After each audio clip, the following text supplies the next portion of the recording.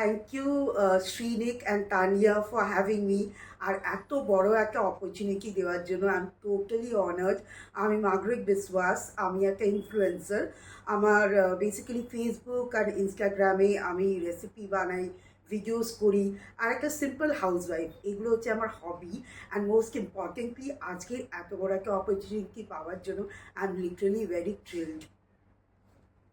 আমরা যেটা অনেক আগের থেকে দেখে আসছি, আমাদের মা কাকিমাদের সময় থেকেও শুনেছি, যারা হাউসওয়াইফ হয় তাদের ক্ষেত্রে অনেক সময় এরকম কমেন্ট আসে, হয়তো বাড়ির লোকেরাই করে বা রিলেটিভসরাও করে, যে তো শুধু তো হাউসওয়াইফ, কি আর এমন করছো, সারাদিনে আর কি এমন কাজ থাকে।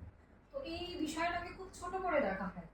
আর এখন যত আমরা গ্রো করছি, মেয়েরা জব করছে, আরও এগিয়ে যাচ্ছে, তো সেই সময় দাঁড়িয়ে তো এই বিষয়টা আরও ছোট হয়ে যাচ্ছে। এখন মানে কোথাও না কোথাও কিন্তু হাউসওয়াইফদের আরও ডিমোটিভেট করা হয় বা কি বলবো, অসম্মান করা হয়, আমার কোথাও না কোথাও মনে হয়। তো এরকম কি কিছু কখনো তুমি ফেস করেছো, বা এই বিষয়ে তোমার কি পার্সপেক্টিভ? দেখো, একটা ছোট্ট করে বলছি, একটা আমার লাইফের একটা এক্সপিরিয়েন্স শেয়ার করছি।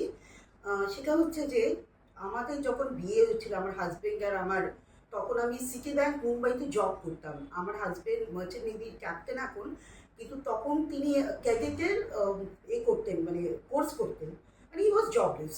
তো আমার স্ট্রাগলটাও দেখেছে, যে সকালে উঠে বা মানে ভোরবেলা অফিসে যাওয়া আমার ভালো লাগতো না। আমাকে অনেক এনকারেজ করেছে, অনেক সাথ দিয়েছে, নিজেই আমাকে বাস স্ট্যান্ডে ছাড়তে যেত, নিজেই পিক আপ করতে যেত, তারপরে অনেক হেল্প করেছে। আর আমাকে একদিনও প্রমিস করেছিল যে দেখো, जिस दिन मैं जॉब करूंगा अब मैं तुमको रानी की तरह रखूंगा। I will keep you the day I will start working, I will keep you as a queen. He fulfilled his promise to. আমি তারপরে কলকাতায় শিফট করলাম, কেন আমার হাজবেন্ডের জব কলকাতায় লাগলো না। আমাকে বললো যে ইউ টেক রেস্ট, মানে তোমাকে জব করতে হবে না, তুমি হাউস ওয়াইফ হও।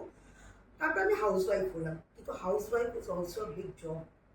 তোমাকে ঘর সামলানো একটা, মানে যাকে বলে না, হোম মিনিস্ট্রি সামলানো মুখের কথা না। তোমাকে বাইরের কাজও দেখতে হবে, ঘরের কাজও দেখতে হবে, ইলেকট্রিসিটি বিলও পে করতে হবে, চিন্তা করে বাজেটিংও করতে হবে, সেগুলোর জন্যও তো একটা স্কিল থাকা দরকার। হাউস ওয়াইফ, আমি তো মনে করি হাউস ওয়াইফ ভীষণ ভালো একটা জব, সেইটাই ছাড়।